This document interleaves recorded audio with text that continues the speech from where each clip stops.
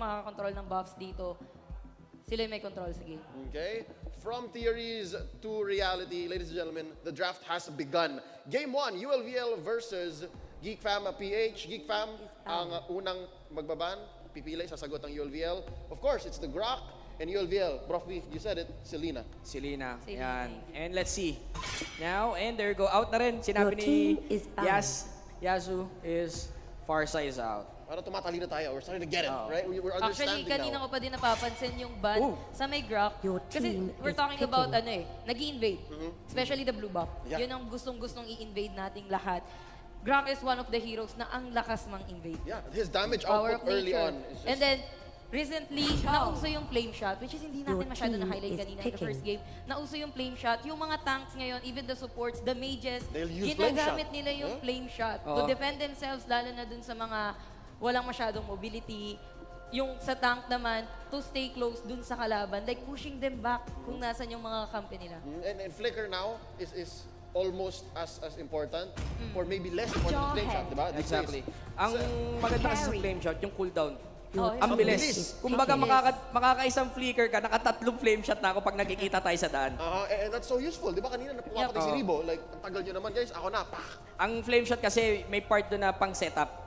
Which is yung slow. Pang-initiate. Pang-initiate, yes. Yeah, ang bilis na ng cooldown niya, may damage ka na, may pang-initiate ka pa. Yun yung sinasabi natin. Dami Now, niyang gamit. kanina pinag-uusapan natin, of course, Nana. May isa pa akong part, hindi ko lang talaga binagit kasi syempre magpa-draft sila. Yung Battle of Jawhead kasi naisip ko kanina eh. Oo, pareho sila Diba? medyo may tendency to pick up the Jawhead. Si Mang Escanor, isang kilala, parang ano niya yun eh, tawag dito, comfort pick niya. Main niya yan. Oo, isa sa comfort pick niya, which is Jawhead.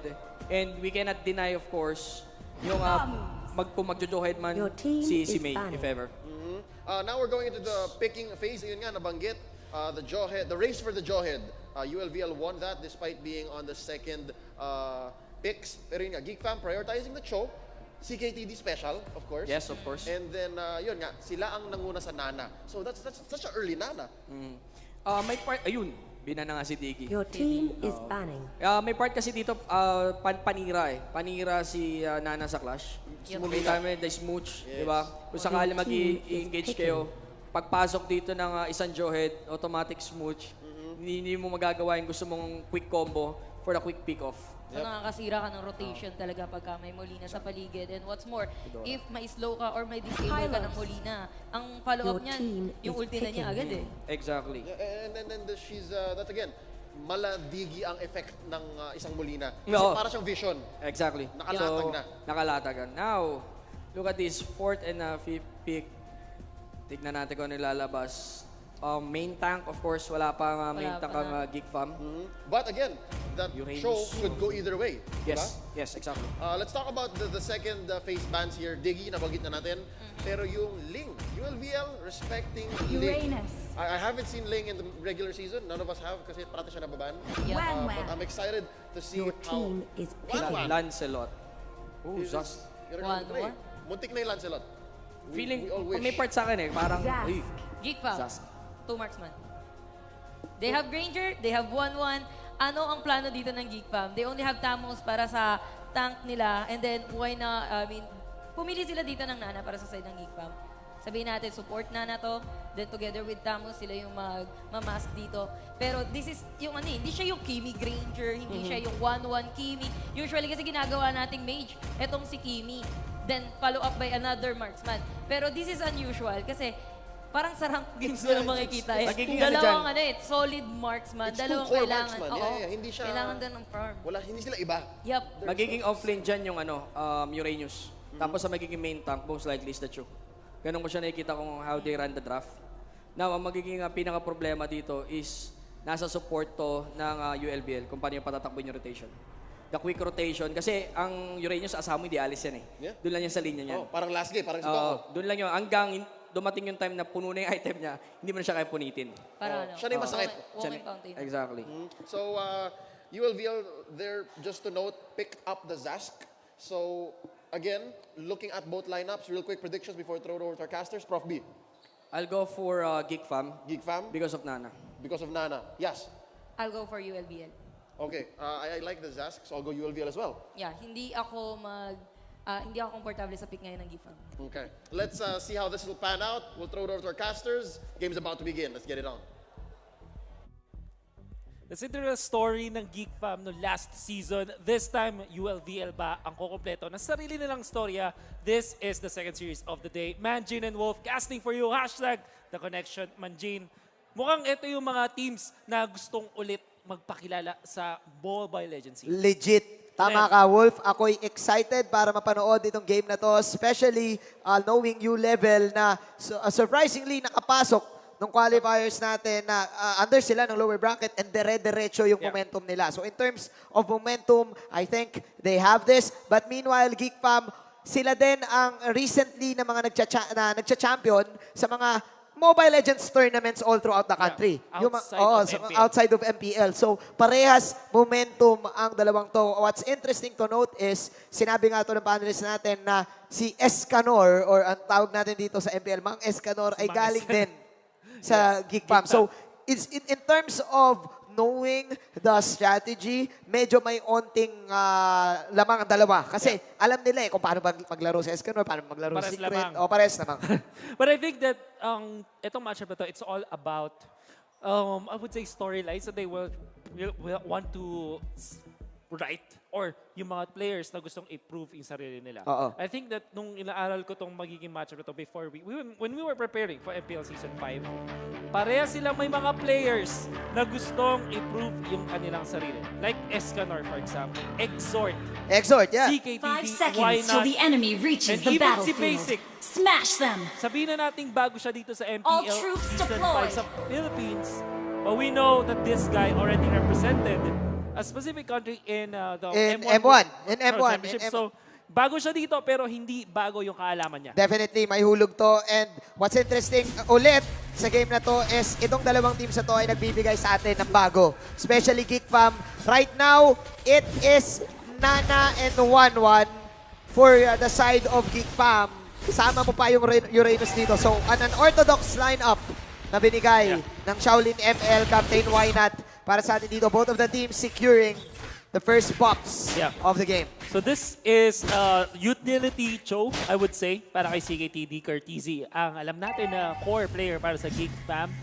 Samantala, we will see May back in action, now playing for Geek Fam PH, nang galing sa ibang team din before. In his, I would say, more comfortable place. Gusto niya dito kasi mga heroes na nagsistay talaga sa lane, nag-farm na nag-farm.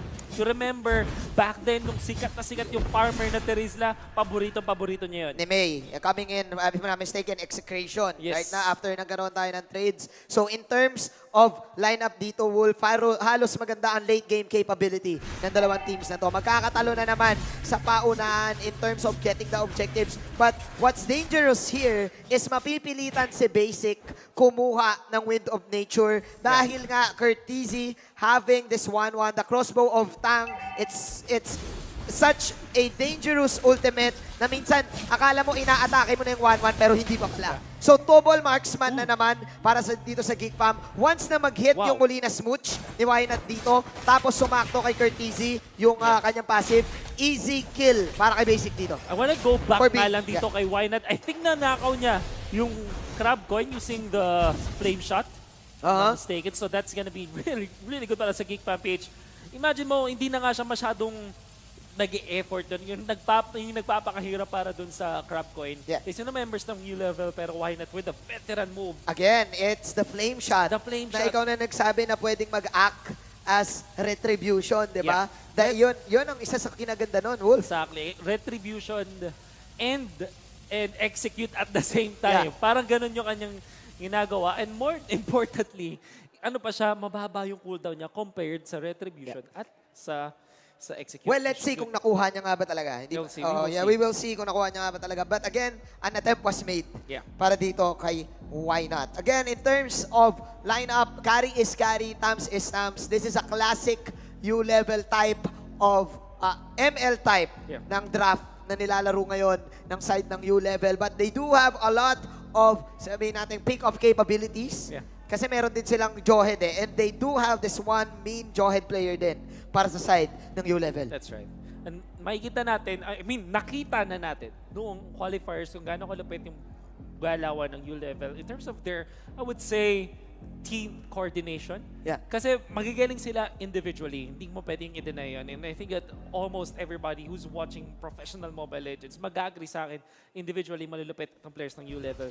Pero yun nga, makikita natin, why not stealing that crab coin sa may top lane? Nakuha niya nga talaga. And I like what U-Level is doing, utilizing the pets of Unseen para at least makakuha sila ng onting push dito. They're coming in with carry right now and May just doing Uranus things. Ito na ang kalakasan ng Uranus ngayon. But this is a carry. Let's see kung mabubuhay ba si May dito. Flame shot won't go. Cyclone Eye. Pero napakabilis talaga ng glorious pathway ni Deb. You might be so tanky with the Uranus, pero syempre, 4 yung katapat niya doon. Yeah. Kahit sino naman siguro, hindi mag-last. Kahit yung mga Torre, for example, dito sa may top lane, 4 na membro ng Geek pa makakapag-push. I like the decision making coming in from both teams dito. Sabi ng U-Level, pitasin natin yung Uranus. Let's set up for the next turtle. Sabi ng Geek Fam, sige, malas natin yung turtle sa baba. Bigay natin, but let's open up the top lane para pwede natin makuha yung red nila or pwede pa natin i-contest yung turtle in a while. Which, you know, I think pumapwesto sila, pati na rin yung kanilang kalaban around this turtle area. You don't want to give it to anyone. Hindi pwedeng free turtle para sa game na to. Pinush ni Curtizy kasi alam niyang mapipressure yung Jawhead to defend that. Okay. Magkakaroon siya ng onting time para at least i-clear yung minions dito. Kaya hindi rin agad nakapag-turtle ang side ng U-Level. Pero look at this, Wolf. 5-man mass. It's back. It's back. It's back. So they're funneling something here. Look at the gold of carry, of basic right now. It's at 2,100. Lamang na lamang sa lahat ng course. What you do with the 5-man mask is, parang, if you can remember the start of MPL Season 4, ginawa to ng Onyx PH, and right then and there, kahit hindi sila, natalo sila no series na yun, pero na-nerf agad yung Moonton. Kasi alam natin na it's really broken. And ngayon, medyo bumabalik na siya in action. Nakita niya eh. What you do is, hindi naman kayo like the start of the game talaga, na magkukuha agad ng mga mask agad. Yeah. Pero ano yun eh, may didelay kayo ng onte. May tamang timing. Yeah, so they're funneling all of the gold para kay Basic dito na isa naman ding clutch player with that Lord Steel na nagawa niya nung qualifiers. Gave them the opportunity to win this. That is the first kill of the 1-1, trying to steal it. Curtizy, kumikreep walk dito, pero masyadong mabilis. That is a crossbow of Tang. Isa pa, mas mabilis. Kaya lang may punish yata kay Chu. He goes down, May. Hindi aabot, pero hindi na kailangan dahil napatay ni Curtizy yun. Now CKT defines Deb, nandito na rin si Why Not. Wali na masyadong advance. Hindi na nga masyadong kailangan dito. Then nandito na si Exhort on this Granger. It's a good thing na nabasag yung tower dito sa bottom lane dahil kung hindi, masasayang yung effort na ginawa ng U-Level on chasing Curtizy. They're trying to shut him down as early as possible dahil this is looking dangerous. Curtizy having the weapon master. I think it's a pretty nice choice para dito sa side ng 1-1. Kasi bakit mo nga ba kailangan ng Electro Flash? Hindi na. Hindi na kasi ang bilis mo na eh. Ang bilis mo na eh. So with the weapon master na ma-upgrade yung mga items mo, kapag umabot tayo ng late game, again, 1-1, ang hirap nito kalaban kapag umabot siya sa point na ang taas na ng power spike. Ganito kasi yung mindset mo dito when choosing your talents, di ba? Lahat halos ng mga talents ng yung line ng talents, meron silang parang way para makatipid. Like for example, Mystery Shop, di ba? Then Bounty Hunter naman, in a way makatipid ka by killing heroes. Yeah. But with the Weapons Master, parang mas mapapagana mo, parang mas may value ka lang. Parang pinapasulit mo lang yung mga items na nakukuha mo. Definitely. And it's very good for heroes that rely on just one item. For example, and sila din, ang main difference siya with Bounty Hunter. For example, is until the late game, effective siya. Yung kasi nakikita natin problema sa Mage Killer, for example, or sa Mystery Shop, or sa Bounty Hunter. Nawawala eh. Nawawalan sila ng effect sa late game. But Weapons Master is that tool for you to have presence in the early game pa rin. Up to the late game. Up to the late game. Definitely. Right. Agreeing with you on that, Wolf. So, still, it's an even ball game. I like the decision making for both teams dito. Parehas value trade ang nakukuha nila. May nakukuhang tower sa top lane, may nakukuhang tower sa bottom lane. Kapalit ay kill, kapalit ay space. Right. Kasi you would take space as well eh. Even though sabihin mong dalawa ang napatumba sa kampi mo, at least may space kayo na nagawa sa mid lane and sa top lane. May ganong nangyayari dito for the side of Geek Fam and ULevel, especially on the Jawhead. Yeah. Pero I think masyado natin napapag-usapan dito yung in-game. Imagine, feeling ko, let's go back a little bit dun sa storyline ng mga teams na to. Ay, oo, no? Na-mention ko to kanina, it's all about storyline. Nakita natin si mga Escanor and the members of ULevel. These are the people, teams, coming out from the close qualifiers. More importantly, itong mga teams na to, tinalo nila yung mga teams na naglaro na dati sa MPL, which is actually so interesting. Totoo, Signal Ultra? Yeah. Tama ba ako? They, Ignite? Kung hindi but at least they're at the same group, which Yeah. means na yung kanilang na-prove nila that they belong in this that they league. deserve this. That they deserve this. Yes. And I think while we're watching yung close qualifier, nakakita natin, nako, pag nakita mo itong mga manlalarong to, they belong. They play as if they belong already. Para silang kasama na sa invited teams. At hindi rin ganun kadali yung qualifiers na ginawa nila. If I remember correctly, comeback game yun Oh, for the side of ULevel. I think lahat yata ng games na yun ay 3-game series na nangyari. Puro best of 3. Yeah, they won. Day one, one of the longest na nakita natin. And obviously, we're talking about both of the qualifier teams, right? Yes. And sobrang deserve nila na mapunta dito. Yeah, that is ULevel and BSB. But again, That's hindi pa nagtatapos ang journey nila sa qualifiers. We are now back in the game. It is 60 seconds para sa ating next turtle. Magta-transition na tayo sa secondary objectives of the game. Basic still joining his allies para makakuha dito, maproteksyonan at makakuha ng mga kills as si Chu ay magsistay lane lang. Actually, ang tahimik dito ng ULevel, pero okay naman yung kanilang economy dito. Geek Fam moving Table.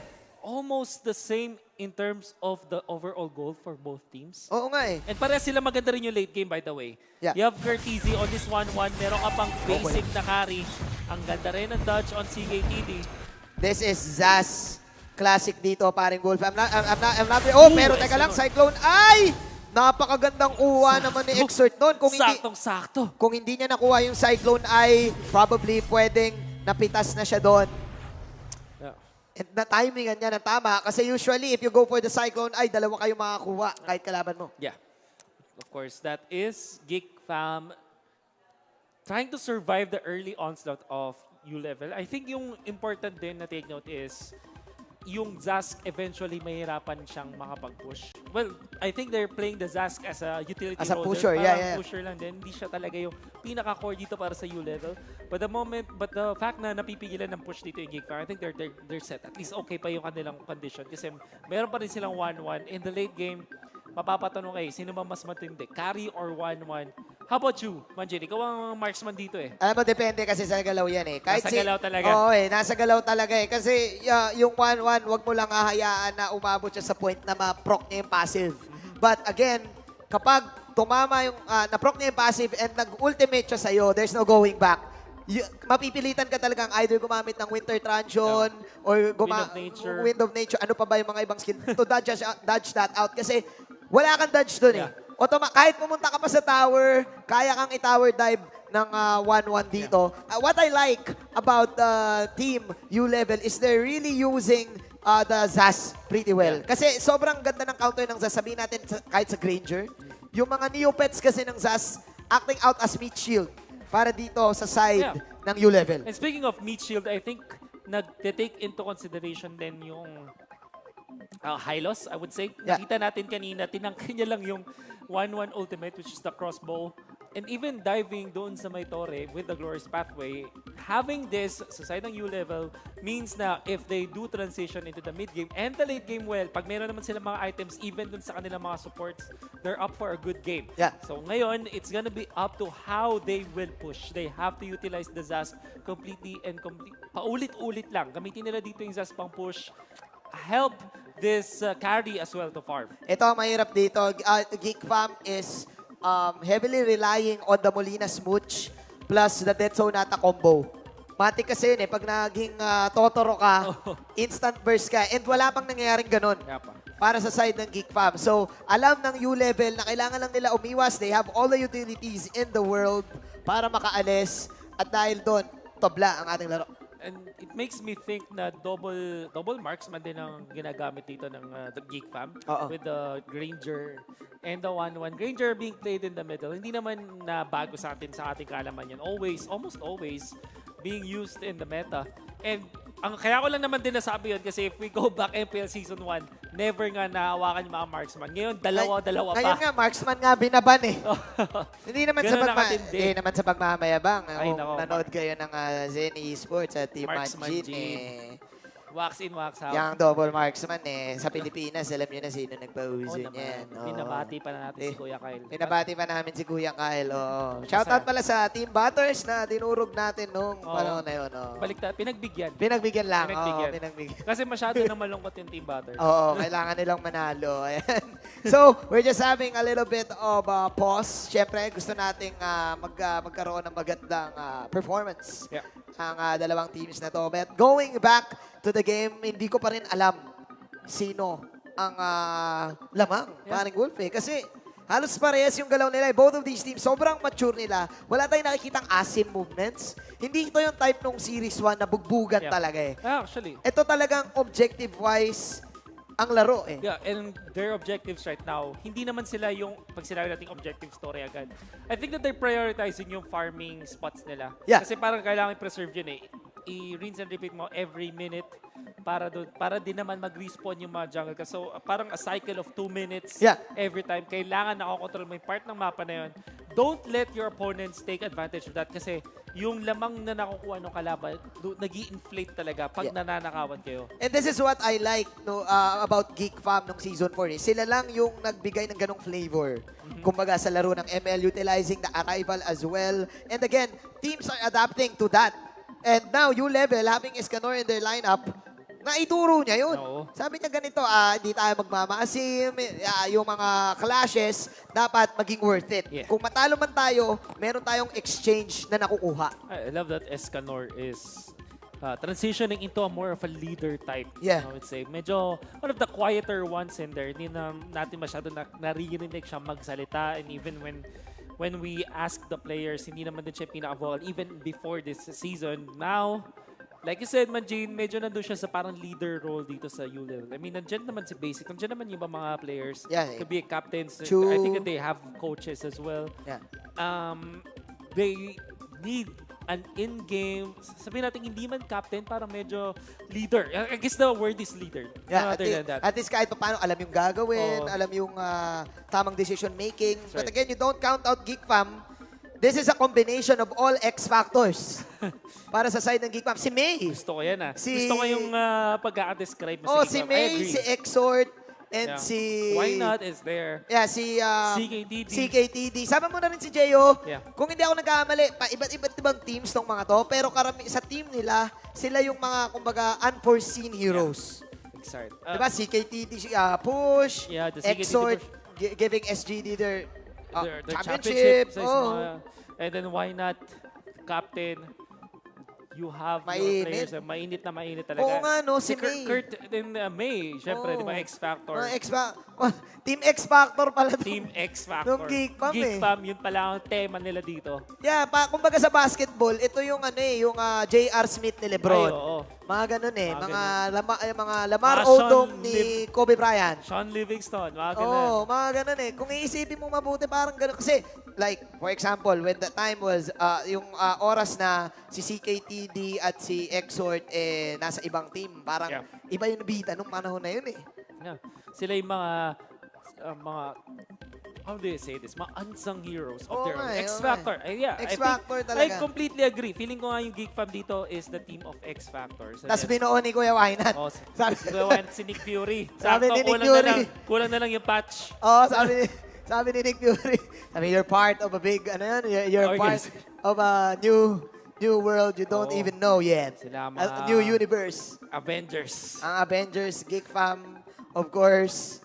Exciting times, ladies and gentlemen. What's happening right now is U-Level pushing up the tower. Tignan mo si Escanor ngayon. Ayan na, alam mo, may sinasabi sila, pag si Escanor daw, ginanyan niya na yung jacket niya. Ay. Ibig sabihin, naka-Eminem mode na siya. Eminem mode. Oo. Lose Mo yourself na. Oo, tanda mo si Eminem nung ginanyan niya yung jacket niya, nanalo siya sa rap battle. Tama. Sabi, Sakto, legit yan, moms are heavy. Yan na. These weak arms are heavy. Ito na. Sabi niya, pinagpapawisan na siya. Sabi niya, malamig dito sa venue, pero pinagpapawisan ako. Galit na. Galit na ako. Gigil na ako. Gigil na si Parang si Eminem. Ash Ketchum, di ba? Parang hinaharap yung... Pag hinaharap niya yung ano. Ang gusto ko dito sa U-Level, may mga bago tayo nakikitang hairdo no? Ay, oo. Bumalik ang Afro para Afro dito kaya... Afro is back. Afro is Kuya back. Basic yata Si Kuya yun. Basic ata yan By the way, nasa kanila din si Boss Secret. Ay, oo, Ayan, si Boss Secret. Andyan, isa Sa mga sikreto lang yan. Sikreto. Si Pero Boss malupit Secret. yan. Oo. Malupit din yan. Sikretong malupit yan. Sikretong malupit. Boss Secret, pwede bang pabulong? Laban tayo dyan. Tama tayo dyan, Boss Secret. Pero hindi pa rin matatawaran talaga ang vocalist. The ultimate vocalist na si Why Not. Oh. Ever since 2004, nandiyan na yan. Vocals na yan. Pag, alam mo, ang mga vocals... 2004. 2004, 2001. Iba pa yung laro nun Oh, eh. iba pa yung laro nun. Diyan na. Pag oo. vocals ka, tapos nagdodota ka, legit ka. Legit. Pero ngayon, ML na laro eh. ML na siya. But Geek Fam, ayan, the X. The X Nick Factor. Fury. Nick Fury is in the house. Shaolin ML. Chef Tony. Chef Tony. Ay, oo nga. Si Chef Tony, Hindi no? naman sa pagmamayabang, pero natikman ko ng Luto. ni Chef Tony. Ni Chef Tony. Grabe yan. Mapapakanin ka talaga. Mapapakanin ka talaga. Iba talaga. Ayan, alam mo. Si Chef Tony. Ang ganda ng luto eh. Ina-analyze yung mga luto. Parang eksakto yung mga bilang. Ayan o, labanan ng hairdo ang nangyayari. Tignan natin kung anong ritual ang nagawa ng dalawang teams dito as we are now heading back to the game. Grabe naman si Tep. Talagang sinalim Molina. But they will go for the turtle this time. Basic will get it so easily. Ano ang kapalit na makuha ng Geek Fam out of that? Mukhang wala. Just some farm dun sa may top lane. But this is nice for Basic. Nakuha niya na yung Bermuda Triangle na na buffs. Ayan na, napalaban na. Glorious Pathway. Pasok si KTT dito. Pero nako, medyo makunat pa rin. Ayun, sinipa. Way of the Dragon. Nakakuha sila ng tig-isa para sa dalawang teams. Flame shot. That was really nicely done. Nakita natin dito yung abang doon sa flame shot after mawala ng passive ni Nana. Oo. By the way, top lane Curtizy will be able to survive. Basic, okay. sniffing this out. Sabi mo nga, Bermuda, the Deathly Hallows, nakuha na niya. Oops, will survive. Pag nakuha mo yung red, yung blue, tawagin na lang natin blue dahil nasa Pilipinas tayo, yung blue, yung turtle, so, kaya mong mag-tower dive eh. Kasi because of the extra shield. Marami nagmamaliit dun sa shield ng turtle, but that is equivalent to one skill. That is kind of like equivalent to one bullet of Death Sonata. Exactly. So sulit yan. Sulit yung shield na yan. Parang ano ba tawag? Yung the Trinity, the Holy Trinity. The Holy Trinity buffs. Yan, tag mo yung tropa mong kinukuha lahat ng buffs. Ay nako. Pero okay lang. Kasi naman, at this point, you want to funnel everything dun sa carry mo. Bibigay mo ng lahat sa kanya para kasi nagagamit niya lahat yan. I mean, imagine, Phantom Step, sulit na sulit dahil dun sa cooldown reduction and yung bonus damage na rin. Yeah. Like you said, the shields could last longer. Sa like fight, this! ang sakit. Curtis, nice block mula kay CTD. Nakita mo yun? Yeah. Nanalo yung flame shot. Beautiful. Beautiful block and beautiful passive for Curtizy. Isang hit na lang siguro ng isa pang normal ni Basic doon. That would probably take down Curtizy para sa laban na yon. And right now, it's still an even ball game. I like what Chu is doing here, just staying in lane. Ang nagiging dilemma ngayon ng side ng Geek Fam, yung Uranus lang nila yung pantapat sa mga side laners. Kasi they need the Cho to set up something. Yeah. We'll see. They need CKTD to set up something sa teamfight eh. And I think yung kailangan nilang gawin is to utilize this Uranus as soon as possible. I mean, okay lang naman siguro mag-farm up until level 10, level 11, get your third item, then afterwards, kailangan mo nang mag-defend ng torre, sumama sa iyong teammates, CKTD might be banished. Will not survive, I mean. Ang ganda ng creep dito. Ito na yung crossbow of Tang. Medyo kulang ang damage dito. That was the wrong target for the side of Curtizy. Hoping to get carry, but right now, Chu, nakaramdam na siya dito, pero pressure lang. Again, it's objectives. After objectives for both of the teams, Wolf. Item check as of this moment, Antiquiras for this, for May. Interesting kasi medyo basing nga naman sa multiple instances of damage mula doon sa level like carry for example para mapahina mo yung atake ng mga of your opponents basically speaking. So super duper tank ang ibibuild dito ng ating Uranus. I like it. This is the ball game na ine-expect nating mangyari ganito katagal. Day 1 pa lang ng MPL. Kung kanina sobrang intense ang aksyon, dito sobrang intense ng pagiging patient ng dalawang teams na to. War of attrition. Pero yung nakita natin, for just a little bit of time, Ulvl already getting so much out of the map. Tumaas na yung kanilang lamang ngayon ng 5K, tapos pangatlong Torre na yung kanilang mga batumba on top of the turtle. Tapos naka-spread out yung mga cores nila. I think this is also because of the fact na meron sila ng mga masks. Yeah. While that happened, a very good flame shot in there mula kay Unseen. Unseen talaga ni Curtizy. Hindi niya nakita, men. Escanor. Sabi niya, teka lang, pipake ko lang yung yung amba ko. Dahil Torre na lang ang kukunin natin. 2 squishy heroes falling down for Geek Fam, and that was just Zask. Wolf, Unseen. So na-dead Sonata, tinangkilang ni Deb. Grabe, Ulvl on the next level, on different level. Right now, nakita natin yung mga problema by the way ng Geek Fam PH kasi wala sila ditong damage output in the early game. I think na-discuss natin ito sa previous series. Yeah. Into, nung puro physical, yung ginawa ng Sunsparks, nawalan sila ng team fight integrity during the mid-game, and it's happening right now. Totoo. Saan ka maghanap ng initial nukes dyan mula sa Geek Fam? They only have Wala. Nana. They only have Nana, pero hindi damage si Nana. Alley-oop. Ito na, 4 na tatamaan dito. First kill para kay Curtizy. Kumikrimpok siya. Trying to survive. Nako, crossbow of tank, pero enough ba? Mukhang bitin. As Team Ulvl will pick off Tony, and they will get their Lord. Sila na nga yung nakakuha.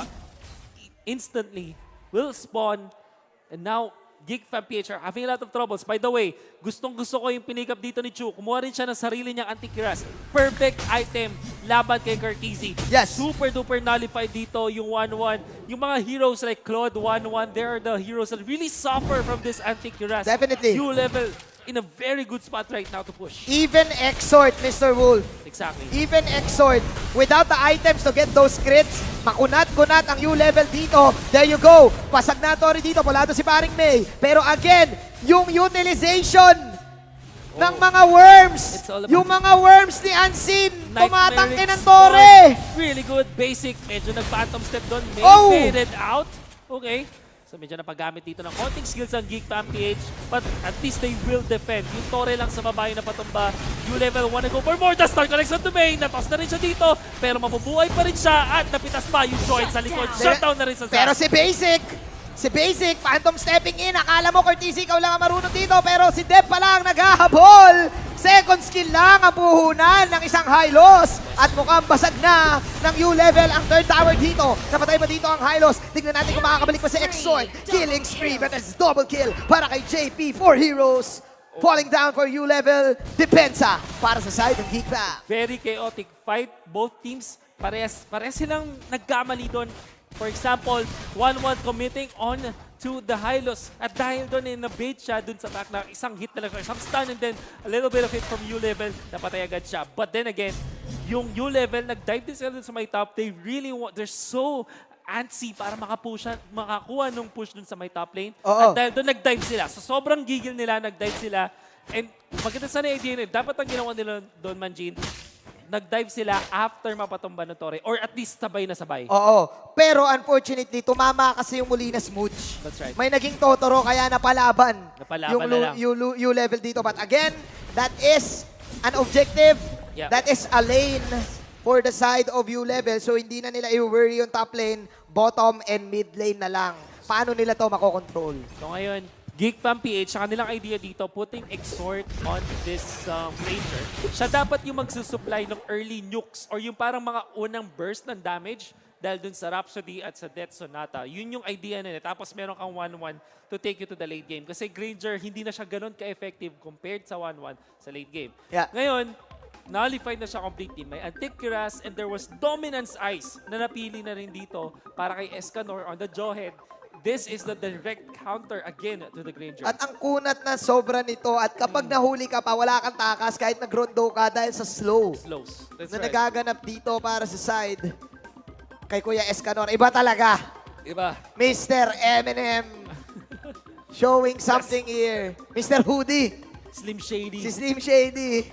Mang Escanor. The Slim Shady. The Slim Shady mode. Pero shady lang siya ngayon. Shady lang siya ngayon.